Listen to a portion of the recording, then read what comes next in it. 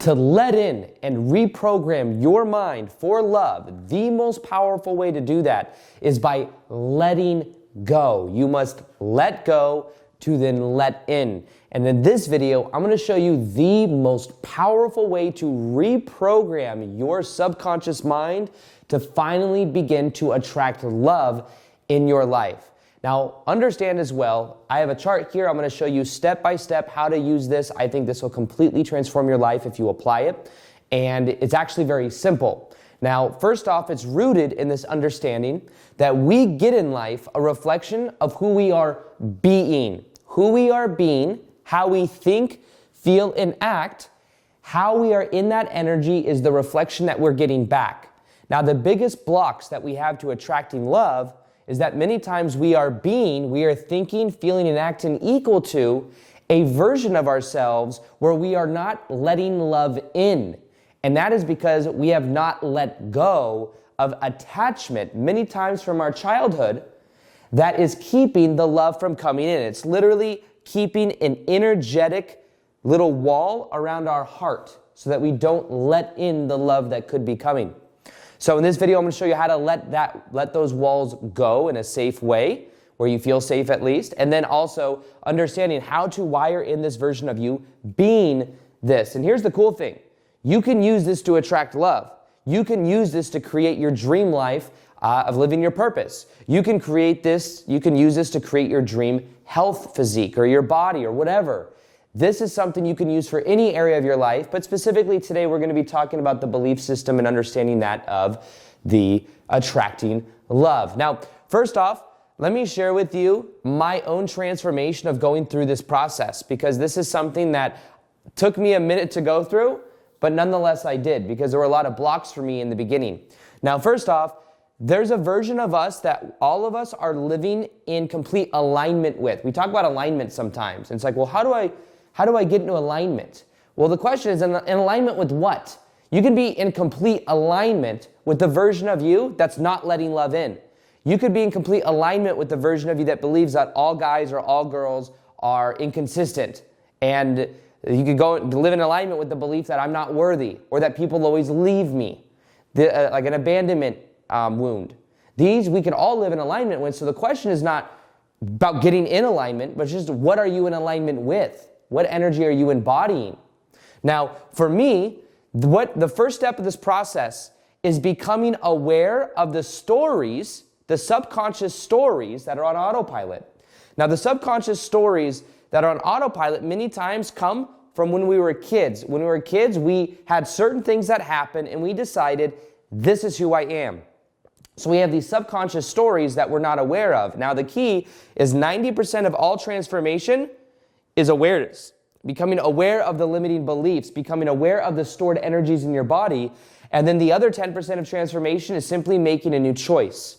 It's making a choice to ask that person out. It's making a choice to end a relationship that is toxic. It's making the choice to become aware of a pattern that you may be embodying when you're holding yourself back. The choice to shut down emotionally. The choice to open up emotionally. These are all choices that are based on awareness. When we have the awareness, we can then change something, or we can make a new choice about who we are. Now, the stories that I had that kept me in the familiar, which understand this is also a process of letting go of the familiar thoughts, feelings, and actions to wire in more of the unknown version of you, the unknown of like being in a level where you're letting in like emotionally available love, for example. The known may have been to shut that out. But that's the known, and that's the familiar. So it's about becoming aware that there will take a certain level of all magic is created in the unknown. When you think, feel, and act and you're in the unknown, that's when a new opportunity, new possibility, new potentialities can happen. When you're in the known, you'll create the same things you've always got. Now, the most common stories that I had, one of them was, I know I've shared this in many videos, but one of them was that women are trying to control me. Because my ex-stepmom growing up from 7 to 15 years old was very controlling. And in a weird way, there was something familiar about that level of control. There's a reason I attracted women into my life after my dad divorced her that were always trying to control me. Because I had a belief there. I had a subconscious belief that says I need to fight for my own freedom. So I'd attract a girlfriend that was very jealous. Or I'd have a manager at Nordstrom's that was almost the same personality as my ex-stepmom. So it was a constant pattern of me fighting for my own freedom and feeling like I was in a box. Why? Because something felt very familiar about being in a box. And I'd allow that. It was interesting. I remember one time going into work, we had a whole 8 or 10 or 12 of us that worked in this shoe department at Nordstrom's with this manager that was very narcissistic, very controlling, would have us do dumb things. She was protected by upper management, though, so we couldn't get her fired, even though there's many things that she should have got fired for. I remember one time there was this new guy that started named Ronald or Roland or some shit. And anyways, he was working, and then the third or fourth day, she takes him out, starts screaming at him, yelling at him. And normally everyone in the department just knew this is part of the job. She's crazy. And he was like, excuse me? You do not talk to me that way. This is bullshit. And he walked out and quit on the spot. Because his barometer, his thing said, I don't put up with this stuff. I don't deserve this. I'm worthy of more than this. I don't care if I have a job where I'm getting paid $20, $30 an hour. I'll go find somewhere else. And he quit. So it's funny because we tolerate that which feels familiar to us. I wonder if sometimes all the other employees that I worked with had some part of themselves where they were allowing that in their lives. That was obviously a part of something they agreed to. Now, for this though, the stories that we have that are on autopilot, for me for a long time it was that women are trying to control me. Until I honestly forgave my ex-stepmom, that pattern was in my life. Some of you may be attracting men in your life or masculine in your life that are very similar to your dad. And you're like, why? There's parts I don't like. Well, the thing is with this, interestingly enough, we all have something called an imago. An imago is this internal self-image that we have of what we think our ideal lover, our ideal partner is. And it is infused with both the most qualitative, the most positive traits of our parent and the most negative traits of our parent. So if you had a dad, for example, that maybe was emotionally unavailable, there's something that feels familiar about attracting an emotionally unavailable man or masculine. Why? Because there's a belief there that says that also men are unreliable. Men are not emotionally present. Men are not available like that. It's interesting. But these things are on our subconscious. So the key is becoming aware of these beliefs. Now for me, what I've recognized is that there's 2 or 3 main beliefs that a lot of people have, especially people that are in my audience that watch my videos. One of them is the belief that I am not worthy. There's something wrong with me. There's a belief there that a lot of times also worthiness is tied to conditionality, which means I am worthy if I act XYZ way. I am worthy if I tuck in my shirt, comb back my hair, get straight A's. I am worthy if I'm the perfect person for my partner. And then what happens is you end up overcompensating, and that shame means is the belief I'm broken or something wrong with me. That is one of the biggest blocks to attracting love, I'll tell you right now.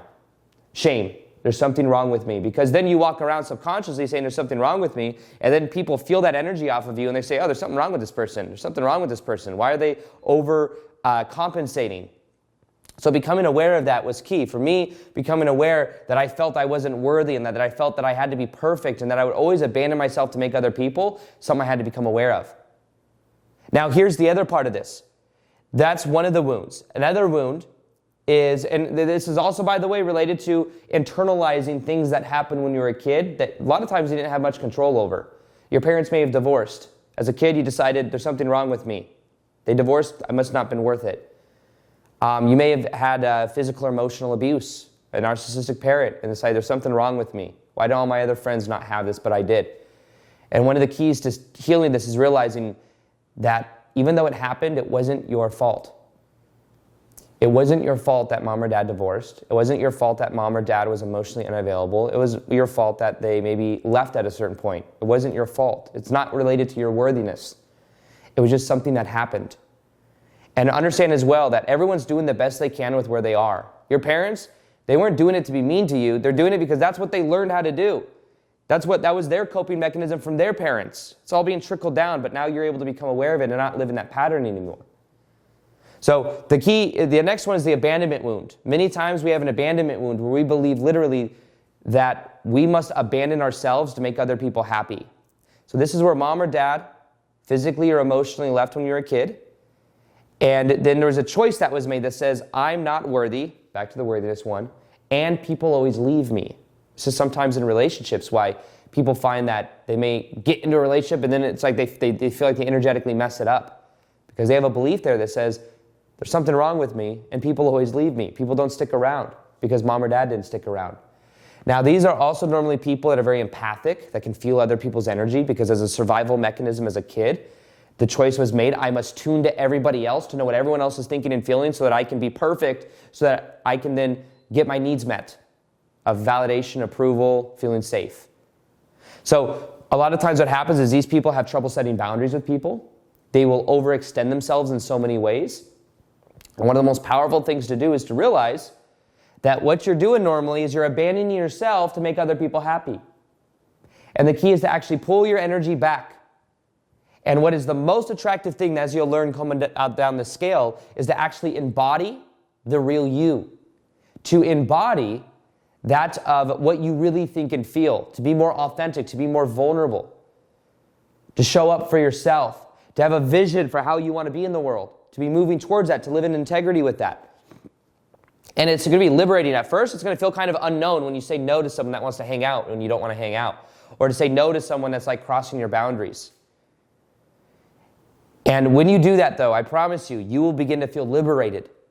Because the old version of you wants to stay familiar in this little box, not expressing, keeping the heart closed. But remember, you must let go of these attachments. Now, each attachment, by the way, has a payoff. What is the payoff of the abandonment wound? Well, then the payoff is that you can energetically stay small and not be seen and not rustle people's feathers. What is the payoff of not feeling worthy? You don't put yourself out there and you don't allow yourself to get rejected again. Because maybe as a kid there was a feeling of I was rejected or something wrong with me. And so I go, that's not safe. I don't want to have to face that again. So then a lot of times when people go through a breakup, it's like so hard because it's reflecting back that childhood wound of I'm not good enough. And they think it's the other person. This person did this to me. When really it's like, it's a reflection of the childhood energy of the abandonment wound and not feeling worthy. Now, one of the next steps to reprogram yourself is remember, 90% of this is becoming aware of this. And then I'll talk about the exact process you can use towards the end of this video that will show you exactly what to do to shift all of this like this. But we need to understand each of the steps along the way in order to really create this transformation. The next step is called frame.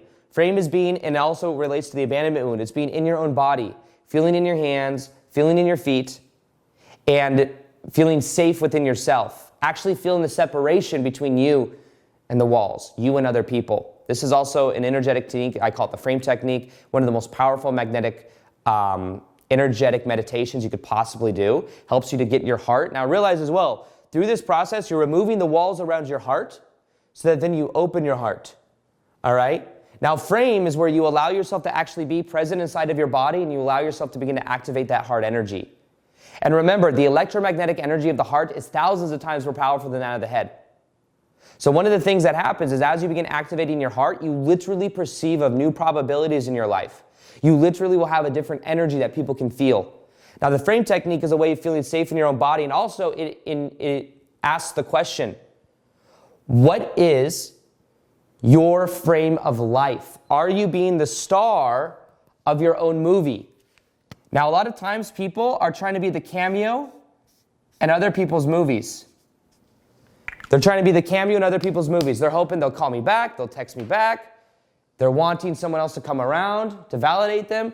When you become the star of your own movie, you're taking the leadership role. And then what you do is you're able to then have a vision for where you want your life to go. You don't have to know exactly what it is, but the vision is you begin to imagine the most passionate version of you. Imagine the version of you that's confident in your reality. Imagine the version of you that it's easy for you to set boundaries. Imagine the version of you where you're able to show up with courageous energy. Imagine the version of you where you're able to open up your heart and be emotionally available with someone else. Imagine the version of you that goes up to someone you feel attracted to and you talk to them. Imagine the version of you that's able to express your true desires and intentions and needs in your relationship. Vision, getting a vision of what that is, then shows you and shows your imagination. This is something that's possible. And what you do is there's two ways, now I'll introduce the two ways to transform in from this identity into this identity. The two ways are, one, meditation. Meditation allows you to become familiar with, as Joe Dispenza says, the word meditation means to become familiar with. When you meditate and you start observing your own thoughts, feelings, and actions, you'll start to become familiar with the old you, and then you can begin using meditation to then wire in this new way of being, what that would feel like. Now realize the energy you're embodying, if you're embodying the energy of it's not here yet, love's not here yet, I'm not good enough, there's something wrong with me, you get a reality that's equal to that. To bridge these realities, meditation allows you to go in the unknown and to feel it as if it's already here now, which is why the energy of gratitude is so damn powerful. Gratitude, the energy of gratitude in your heart is literally the energy of this thing is here now. So if you can feel gratitude that this version of you is who you are now, you will perceive of a different reality than if you embody the energy if it's not here yet. So gratitude unifies you with the unknown. And using your imagination, you can begin to imagine that unknown and you can begin to feel safety in that unknown, knowing that that's where all magic happens. Now, vision is where you become aware of that. Now, meditation as well, when you're a kid, you're in primarily a theta state of brainwave activity. That's where you reprogram yourself. You're pretty much, up until like 9 or 10 years old, you're in your subconscious mind brainwave activity state. Then you get a little older, and you start to hardwire your brain in beta and alpha state, which is more the conscious aware states. But the key, that's why a lot of the stuff that we do in my programs is around inner child healing. It allows you to go to the theta state, go back to that inner child that's locked in that theta state, to let go of the old emotions, the old beliefs, so that you can be this new version of you. Now, the other thing is there's 2 or 3 important times that you can reprogram your subconscious mind. Right when you wake up in the morning, you're coming out of theta state, and for the first 20 minutes of your day, you can feel the energy as if this reality is you now. You are reprogramming your subconscious mind the first 20 minutes of your day, and then the last 20 minutes of your day as you're falling asleep. You're shifting into the theta state. And that theta state's where you reprogram yourself. You're going from beta to alpha to theta. When you wake up in the morning, you're going from theta to alpha to beta, and then when you go to bed at night, you're going from beta, alpha to theta. That's the window to reprogram your subconscious mind, or using the amazing power of meditation. Meditation, you get to a theta state, and you begin to reprogram these things. So that's one of the parts of it. Now, the vision, here's the other thing. You become aware of that version of you. You begin to embody it now using meditation. Then you become aware of your values, and your values are like the beliefs you live by, and they're like the what's important to you. Now, when you become aware of your old values, a lot of times your old values are based on the unmet childhood needs that you had. For me, it was the unmet childhood needs of like I felt I was seeking approval and validation from other people. So I was living in this kind of messed up energy where I was seeking that from other people. Now, in the new version of me, my values were vulnerability and authenticity. So that meant expressing the real me. That meant if I wanted to set boundaries, I actually had the vulnerability to open up my heart to express that. And it became another value of mine was living my purpose. Another value, that was a value of mine that I was going in the direction of. And as I started going in that direction, that's when you start to create momentum, right around here. And you can start to feel that. And that's why I recommend doing a meditation like every day of like rewiring that version of you in. But then you choose your values consciously and you choose to live by them. And when you live by them, you live in vulnerability, which means just the ability to show the real you. The thing with vulnerabilities in the past, we decided vulnerability wasn't safe because when you did show the real you got rejected. Mom and dad weren't receptive, something happened. But the key is vulnerability is the key to opening up your heart. This little thing right here is also, you could say, shame. It's the belief I'm broken, there's something wrong with me. We create this little heart wall. Vulnerability is the way of shining light into your heart. Vulnerability is the way of expressing the real you. For me to be vulnerable, this was really the key to me really opening my heart. I would realize in relationships, I'd be afraid of being rejected. I'd be the nice guy or the people pleaser. That's also normally stemmed from the abandonment wound. I was afraid to show the real me. So I would be dating someone. I wouldn't even really energetically show them, hey, I'm really attracted to you, or I want to date you. And I'd be in these weird limbo spaces with people I would date where they were like wondering, is this person going to like take the lead here and do that? And I was like afraid to do that because I want to get rejected. What I eventually learned how to do is it took vulnerability for me to ask that person out. It took vulnerability for me to express my true desires. It took vulnerability for me to be the real me. And vulnerability is that. Vulnerability is you showing the real you. It's you asking the person out. It's you expressing your real needs. That is the key to opening up your heart. And the last stage here is activation. It's where you simply decide that you are going to be it. You're going to be this version of you every single day because it's who you choose to be.